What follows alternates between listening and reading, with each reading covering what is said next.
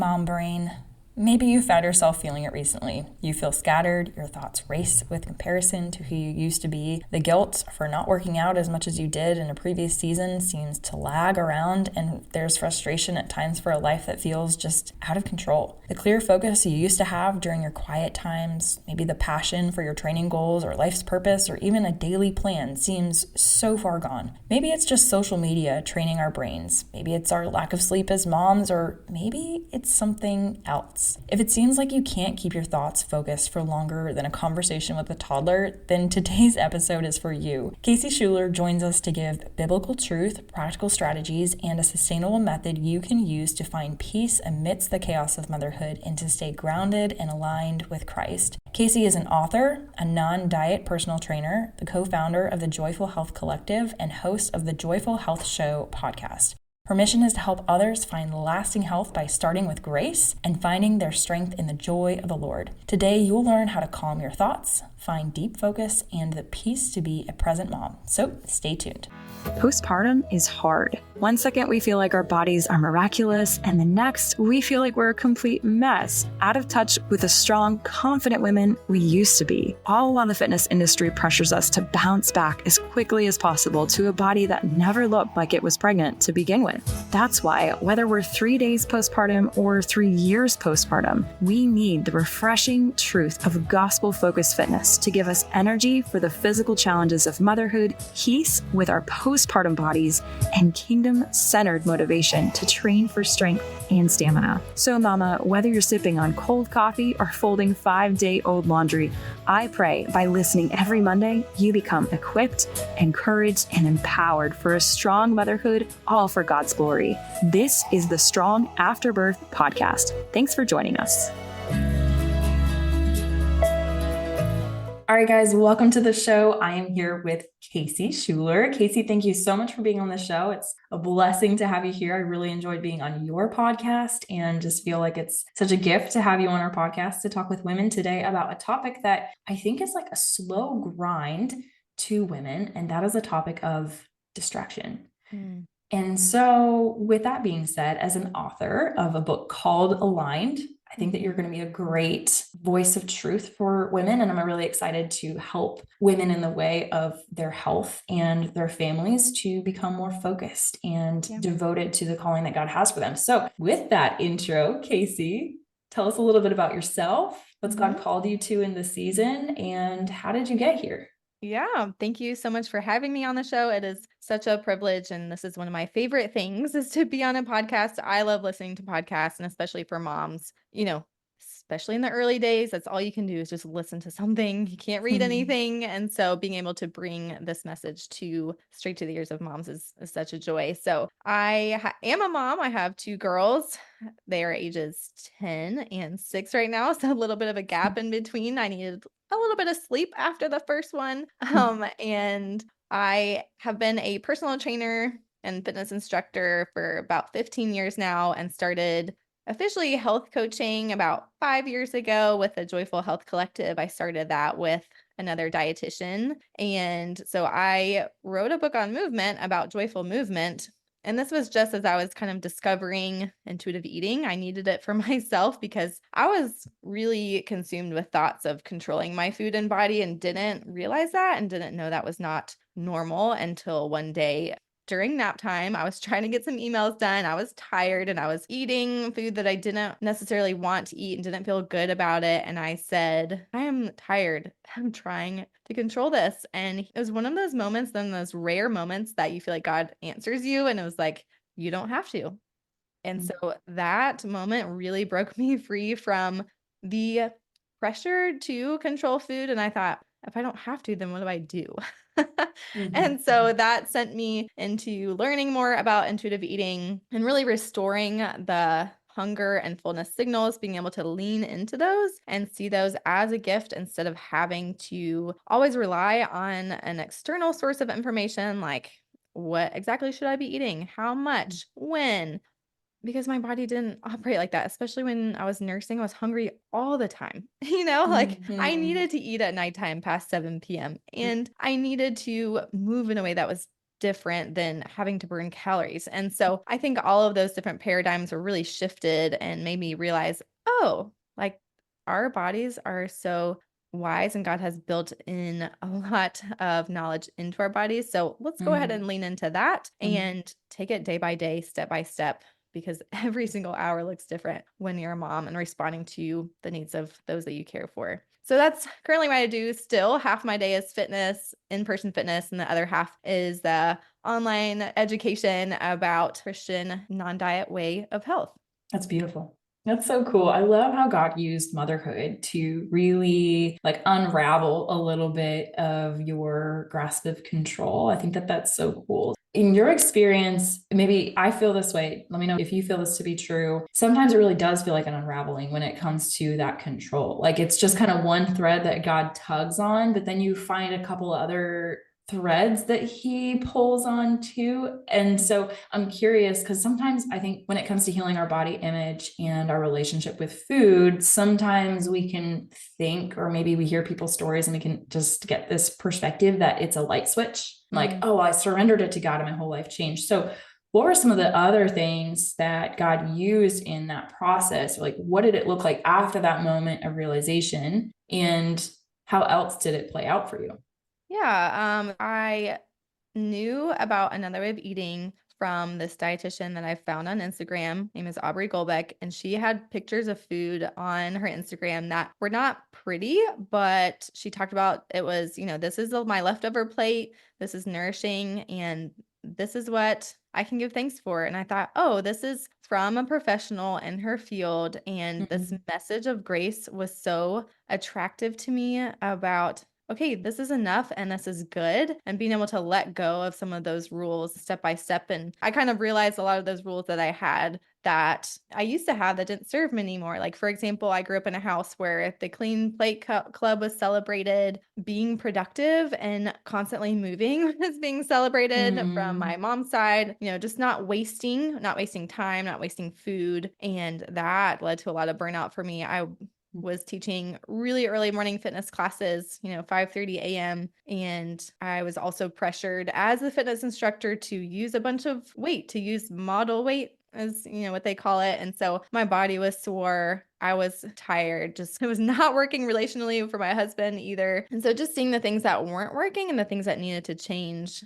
even just hunger of feeling like, okay, I ate and then 2 hours later I was hungry again. And I thought I'm not supposed to eat now because I'm supposed to, by the book, be hungry every 3 to 5 hours. And I had all of this knowledge. My major is in health promotion and education. So grew up with a mom who's a personal trainer and realized when those two things were not aligning, I had a conflict and had to decide which direction to go. And then as I developed this relationship with this dietitian, she kind of guided me into that intuitive eating way of things of like, hey, if you're hungry, you need to eat. And that is the way to turn your hunger signals back on. And then you can use that information as feedback and never failure. And okay, if I'm hungry 2 hours later and I maybe don't want to be because I have an appointment or have something to be out for and I can't eat, then to be able to add in, some different kinds of like fat or fiber or things like that into my meals. And so to take that as information for how I wanted to feel instead of how I should be feeling. Such a heavy word. It's such a heavy word. Well, thank you so much for sharing your story. And I am curious to hear, as you started your healing journey, how did your perspective of the cross change? Like, how did your perspective of grace change as you went through that healing journey, if at all? Well, and this was another moment to postpartum that I was really angry at my stomach because it looked like I was pregnant for a good year postpartum, and people would ask me if I was pregnant. And I wasn't offended by that. I was mostly compassionate towards them of like, oh no, I'm gonna have to say no and they're gonna feel uncomfortable. But I knew that something else was wrong. And it turns out I had just ab separation and I didn't have medical providers that informed me of what that was and what to really do about it. So I was in this just moment of frustration and anger at my body. And then the Lord was like, hey, if you could treat that as like somebody, if somebody carried a 9-pound person for you 24/7, would you be angry at them or would you give thanks and would you be so appreciative? And it was Mm, like, oh, wow. So that, really changed my perspective on my body being a gift from God and for God of, okay, my body does so much for me and God created my body. And Jesus, everything was made through him. So if my body was made through him and nothing was made that was made without him, then like my body is a direct reflection of the love of Christ. And so the things that my body has done for me that I take for granted was, and still mm, does like create an emotional response of like, wow, I have, of grief of seeing I have underestimated, taken for granted the gifts that God has given me in my body. And instead I've tried to control it, make it mm, look a certain way, beat it into submission, which I think Christians take that verse out of context many mm, times. mm. And so I think as far as a cross narrative, it was that Jesus sacrificed his body and our bodies are still sacrificing for us as a reflection of God's love for us. I think it's either the Gospel Coalition, the Gospel Centered Life talks about like when we grow more aware of our sin, we grow more desperate for the cross. And I think that when we heal our body image, we just realize, gosh, the root of all of this is me just creating idols of my body and idols of control. And then we see how often we do it. And then really, as we go through this healing journey, like I said, it's not that light switch. You realize like, oh, this is like something that God is going to continue to like he's going to continue to sanctify, he's going to continue to purify me. Mhm. And in that way, like we are made pure by Christ, but we can just see how good God's grace has been through it all. And I think that that's a beautiful aspect of your story. Well, today we're going to be talking about distraction. And I wanted to talk about this because I think that as women, we can very easily become distracted by this ever pressing internal drive to do better and be better. And I don't know about you, but there's a lot of promises out there that we can get from social media, from Google, from Pinterest, probably ChatGPT at this point, of ways that we can be better and do better. And I think that that's a really big distraction. But I'm curious to hear your thoughts. You wrote a book on becoming alignment, which to me feels like the opposite of distraction, right? Like when I hear alignment, I think of one single line. When I think of distraction, I think like arrows shooting everywhere and none of them hitting the mark. So I want to hear your thoughts on distraction for women right now in this present moment, specifically women in the church who are serving, loving their families. Like, why do you think it's so easy for us to be distracted in this present moment? Why is it easy? Because Mm. it is a tool of the enemy. Yeah. And we fall for it because it's deception. It's our blind spot. Yeah. And we realize it afterwards and we feel the physical symptoms of feeling distracted, of disintegrated, of feeling like we can't think well, we can't be present on one task for a long time without wanting to do something else. And there's actually a study that said that every 12 seconds, our brain is looking for a new stimulus. Mm. So that is hard to Mm. keep our mind on the things that are above. And I think the scriptures are there for a reason because God knows that we are going to get distracted. He knows that the enemy is trying to pull us away from the things of the kingdom and onto ourselves. Mm. And the enemy thinks that it's going to hinder the kingdom. But being able to release ourselves from the picture and be able to see that, oh, it is God who works and wills in us, that's grace. And that is the thing that will empower us to move forward and to not be distracted by the shame either. Shame is so distracting. We Mm-hmm. think, Mm-hmm. oh, I did this thing and now I'm the worst and I can't do this and I'll never XYZ. And that keeps us focused on ourselves. Yeah. But I should look up this verse, but there is a verse that talks about the wicked falling, but the righteous getting up 7 times. Mm-hmm. And so Jesus set aside the shame for the joy set before him. So like, Mm-hmm. how can we consistently set that aside? Even when we do Mm-hmm. get distracted, to not think about ourselves and to not think, oh, I'm such a XYZ, but that thing being a neutral decision. And now the best decision is to turn our eyes to Jesus again and again and again and again, and that being that continual joy that leads us forward. What do you think are some of his tactics? I know you had mentioned shame as one of them, but what are the other avenues like maybe you've experienced, or what, if we're you calling these like, quivers, arrows in his quiver, what is the enemy using? Obviously there's our flesh, right? Like in our flesh we carry with us and we, are at war against the flesh with the spirit, but what specifically are some more external things? You had mentioned that kind of internal shame that is 100% a factor. What are some of those more external things that may be robbers of our focus?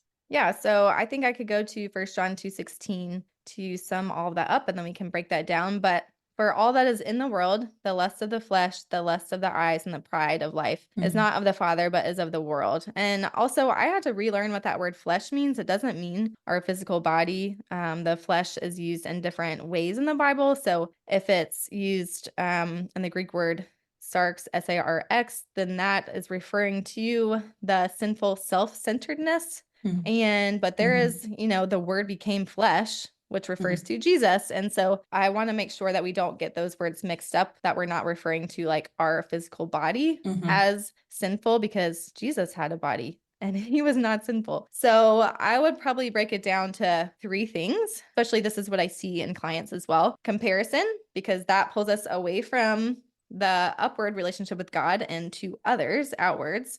Scarcity, because we think we don't have enough. God is not good enough. And so we have to look inward. And then pride and, scarcity. We're looking really downward. We're looking for like enough on the ground, like that manna type of situation where we're trying to gather more than what God has given us. And then pride and despair. Turns into maggots. Yeah, and it more. stinks, We're like, yeah, exactly, literally. So, and then pride and despair, which turns us inwards on ourselves. So comparison, we're like looking at others. How does she look like that? And I don't. I worked harder, whatever that inner narrative might be. Scarcity. I don't have enough time to go work out. I don't have enough knowledge to figure out how to meal plan, whatever that scarcity mindset might be. And then pride and despair being, if I do something good, I am good. If I do something bad, then I am bad. And that turns us inward. So those are all the things that really distract us from that upward relationship with God that already exists. We just, try to recreate it elsewhere. How does the enemy win when we're distracted? As moms, as Christian women, like, how does he win? I wouldn't say that he ever wins. I think that he would think that he does, but right. So, I have to use these words specifically because if I think about being me versus Satan instead of me with God, then that changes the game for me. And being able to remember that God delights in you, he sings over you with loud rejoicing, and to remember that, like that is what's going to draw me to the light. And naturally, those distractions that Satan is going to try and pull us with are going to dissolve and fade away. So like this book Aligned talks a lot about just action, how action cures fear, and fear is just kind of like a mist. And when we're walking in the Lord, those things don't have power over us. So I hope that answers that. I think maybe the question I could ask differently is that, what's the outcome when we are distracted? Like, what is happening? What is not happening? Like, he seeks to steal and destroy, right? And so how would somebody know that they have been distracted? Like what? Yeah, so steal, kill, and destroy.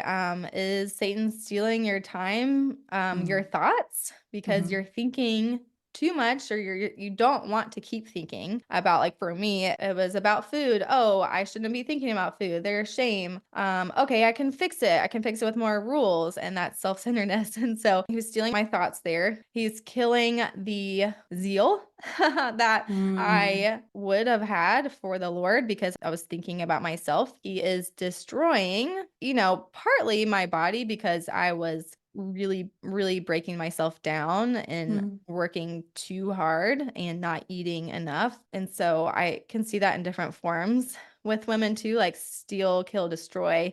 Also, where our treasure is, there our heart will be also. And so we, spend a lot of money on things that may not be necessary, that we might not need, that God has already given us, whether that be, programs, surgeries, solutions, looking up things and not feeling the peace that we want, not feeling that sense of fulfillment and satisfaction that only God can give. So yeah, stealing our time, our energy, our resources, our potential, our zeal for the Lord, our kingdom impact in the world. Yeah. What comes to mind for you as a time when you felt distracted, and like, how did that show up for you? I feel distracted a lot still, but I think, And this is why I wrote the book Aligned too, because I knew I needed a path.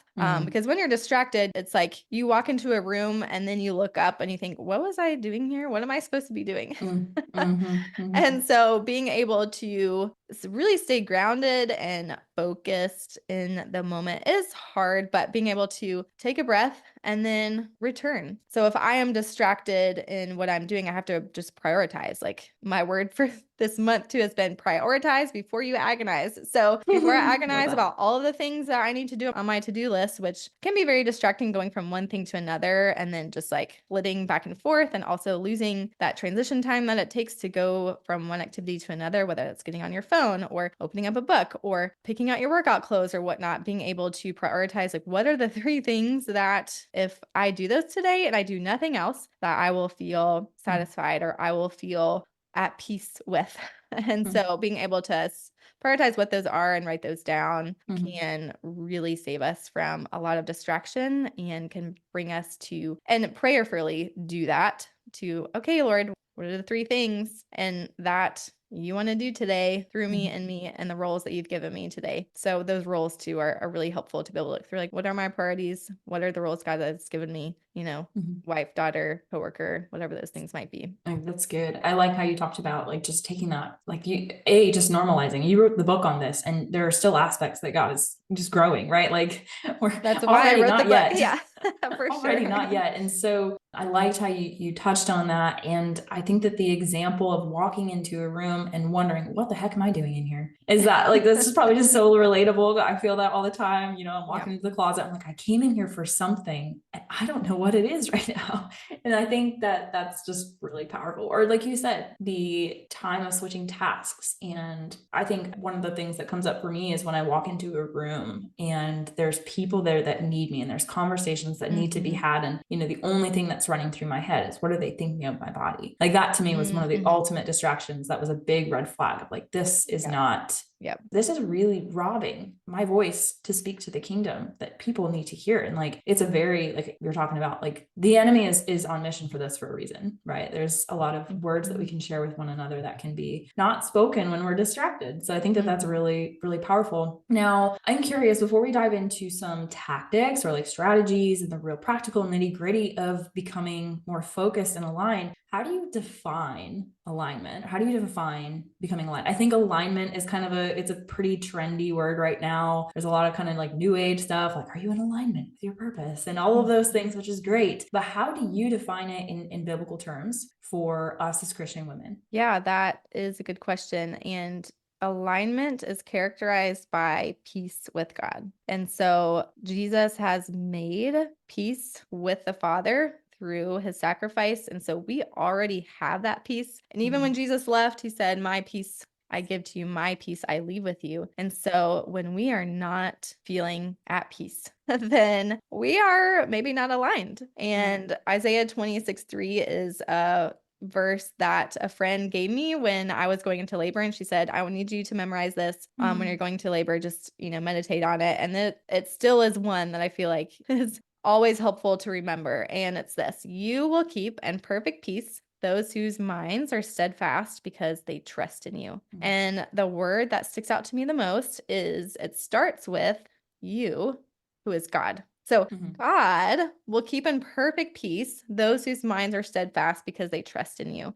And I think that takes away the striving for us to always attain or try to get that perfect peace, because this is the work of God, and to just come back to trust in him. His ways are good. And so that is what it means to be aligned. Yeah, I think that that's so good. It reminds me too, like I think earlier, I think that's from John, maybe like 16, my peace I give you, my peace I leave with you. And like earlier, I think in John 14, I was just listening to a Piper sermon about this. So do not think I'm like ultra holy to have these memorized. But earlier he talks about, let not your heart be troubled. And I think it's so beautiful to just hear, like it's like the last week of Jesus's life, and he's addressing the heart of where his like closest friends is at. And he's saying, let not your heart be troubled. And so I really like how you're taking that of making alignment, not just about this to-do list or like this mental hack, which there are strategies, right, that we can take that are practical. There is some action needed on our part, but I like how you're starting with the action that's already been taken for us by Christ. So that's beautiful. That's beautiful. So then if that is alignment,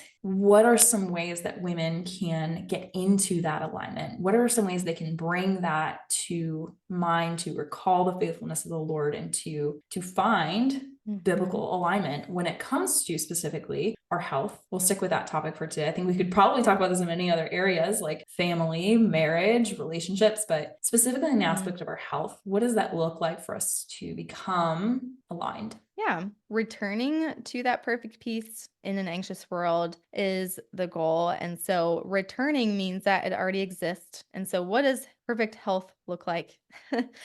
For us as Christians, it looks like God has redeemed our spirit eternally forever. And so we know that our body, as our body's wasting away, our inner self is being renewed day by day. And so we are not looking for a perfect physical health. We are resting in that already existing eternal health.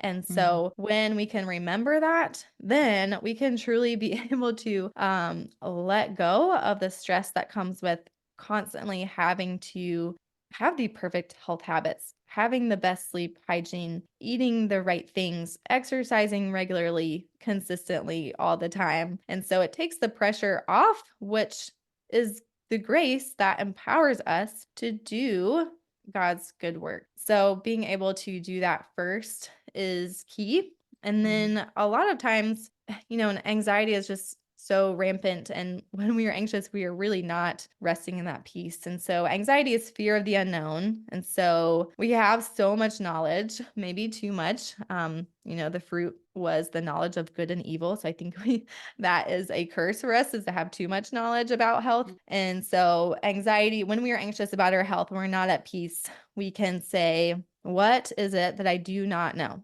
Because anxiety is fear of the unknown. So if I am anxious about my nutrition, I can say, okay, I don't know if I'm eating the right things. And then we can say, well, how can I know? Or what do I already know? And so what do you already know about eating the right things? I know that eating these certain things makes me feel light, satisfied, being able to describe that. I already know that eating these other things makes me feel heavy. It upsets my stomach. And so what is right is I already kind of have experience there. So what I already know, and then learn to let the rest go.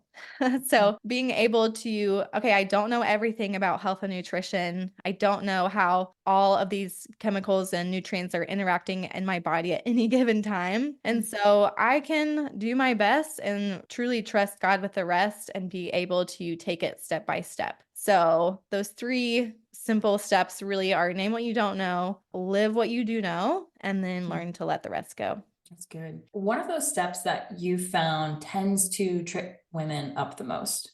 Well, I think if it goes in order, then there's the anxiety piece of like, I don't know. I have to seek and find, and I have to go on these programs, and I'm never going to achieve the right weight. I'm never going to feel good on my body. I'm never going to be the certain size, whatever that is. And it's like, there's a lot of anxiety going on there. And those anxious thoughts prompt you to seek those other things that may not be right for you, but you haven't really spent the time of seeing, well, what is it that I actually want? What is it that I'm seeking? And what has God already given me? Because we're just looking for more, when He's already given us probably a lot. He's given us signals in our body. He's given us, in the Western world, pantries full of food and fridges full of food that we already have, that we can, meal plan with. He's given us a notebook of paper that we can write things down. That doesn't have to be like this app that our neighbor's using. And then being able to let go is not a common practice. I think we're always adding, and not exhaling and letting some stuff go, letting some expectations go, letting go of the old rules that don't serve us anymore. Yeah. When it comes to kind of dismantling some of those anxieties, is there a process that tends to work better for most women? I would imagine like there can be an anxiety about the amount of anxieties that they have.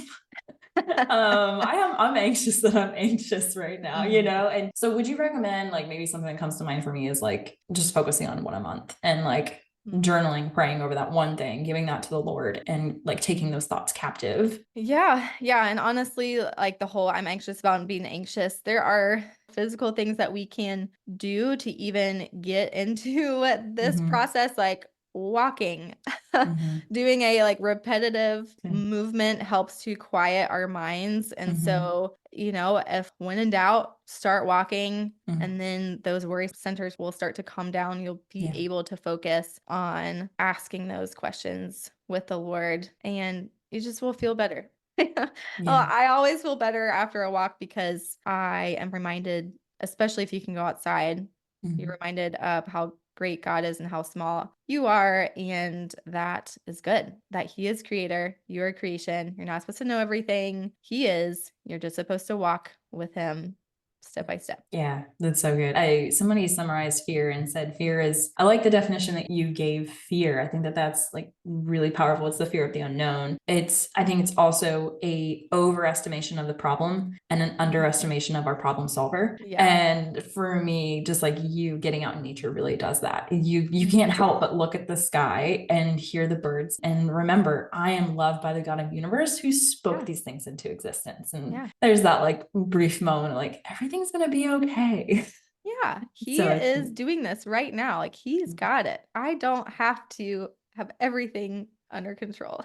Yeah, it's so good. Kasey, could you summarize those steps for our listeners one more time, just so we have them in a nice little concise bullet point? For sure. So, number 1, name what you do not know. Number 2, live what you do know. And number 3, learn to let the rest go. It's beautiful. Yeah. I know that it's falling into very strong shoulders. I just love that. Like, that's so good. Well, let me ask you, I love to end my interviews with the like, what if question. I love the what ifs. Like, I'm always that person. I'm like soaking in all the learning. And then I'm like, oh, what about this situation? Like, how does this? So what if somebody has tried all of these things? Let's say somebody's gone through the process and it's just like, it's really not working for them. They're still finding themselves like wrestling with anxiety. What would be some hope or some encouragement that you would offer that woman who perhaps is just feeling really distracted and really defeated and just looking for some hope? What would you say to her? I would say to her that God loves you. He is here right now. So take a deep breath, literally inhale through your nose, exhale through your mouth.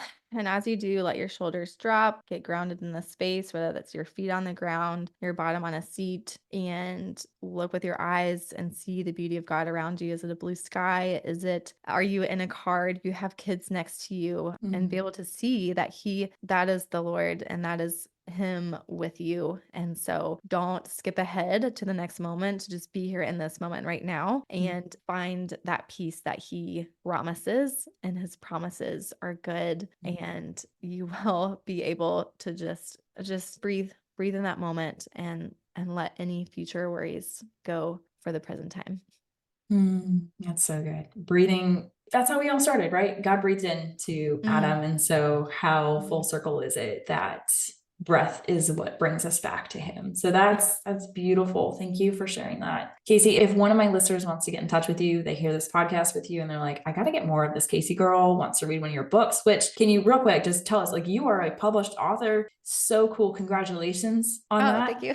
And I hope like, I'm proud of you for doing that. I hope there are so many people who are proud of you for doing that, for putting your words out there. That's just, it's a beautiful and lasting contribution to the kingdom. What if someone wants to get in touch with you or read one of your books? What would be a way for them to do that? Yeah, absolutely. So our website is joyfulhealth.co. I think that might be the easiest thing to remember. If you do remember my name, all of my books are under my name on Amazon. So you can just type in Kasey Schuler on Amazon, find the books. I have one like Bible study on body image, one on rest, one on anxiety, move for joy. So all the things that God has been teaching me over the years. Awesome. So good. All right, Kasey. Well, thank you so much for being on the show. I appreciate your time. I appreciate your wisdom, and I appreciate who God made you to be. So thank you so much for being on the show. Until next time, friends, stay strong. All the love, Coach Laura.